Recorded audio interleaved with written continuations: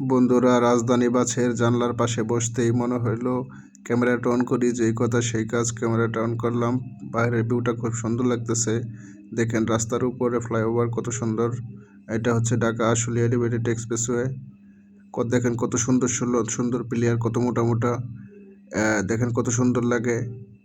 হাজার হাজার প্লেয়ার, এক একটি প্লেয়ারের নিচে কয়টি প্লেয়ার আছে, যারা এর কাজ দেখেছেন তারাই বলতে পারবেন। সে এক বিশাল কর্মযোগ্য। তো আমি যাচ্ছি জিরানী বাজার। খুব সুন্দর ভিউ, দেখতে দেখতে গেলাম, ভাবলাম আপনার সাথে শেয়ার করি। তো যাইতে যাইতে আমি এক সময় পৌঁছে গেলাম জিরানী বাজারে। তো আমি জিরানী বাজারে এসে গেছি। তো এই দেখেন আমার পিছনে কি সুন্দর ভিউ। এটা হচ্ছে পিছনে এই যে বিকেএসপি, বাংলাদেশ ক্রীড়া শিক্ষা প্রতিষ্ঠান। তো রাস্তায় অনেক অটো, আমি সাবধানে রাস্তা পার হলাম। এই দেখেন বিকেএসপি, বাংলাদেশ ক্রীড়া শিক্ষা প্রতিষ্ঠান। দেখেন কত সুন্দর ভিউ। আপনারা জানি অনেকেই দেখেছেন, কিন্তু যারা দেখেননি তারা দেখেন। এই যে দেখেন বিকেএসপির সামনে কত সুন্দর গাছের মধ্যে বিকেএসপি লেখা। তো আমি আসছি আমার এক বন্ধুর সাথে দেখা করতে।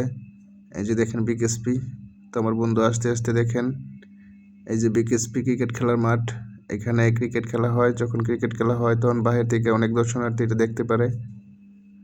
এই যে দেখেন, দেখতে দেখতে একটা জিনিস চোখে পড়লো। এই যে দেখেন মানিক মিয়ার মোবাইলের দোকান। আপনারা জিরানি না দেখলেও মানিক মিয়ার মোবাইলের দোকান দেখেন না, এরকম মানুষ খুব কম আছেন। তো ইতিমধ্যে আমার বন্ধু এসে গেল, বন্ধুর সাথে মোলাকাত করে কয়েকটি ফটো উঠালাম। এই যে দেখেন। তারপরে আমার বন্ধু মাছ কিনবে, আমরা মাছ বাজারে গেলাম। পাবদা মাছ কিনলাম, চিংড়ি মাছ কিনলাম। এটা জিরানি বাজার মৎস্য আড়ত। এখানে সব ধরনের মাছ পাওয়া যায়। আপনারা এখান থেকে মাছ কিনতে পারেন, তুলনামূলক অনেক কম দামে পাবেন আশা করি। তাজা তাজা খুব সুন্দর সুন্দর মাছ থাকে এই আড়তে। তো আমরা মাছ কেনাকাটা করে এখান থেকে বের হলাম।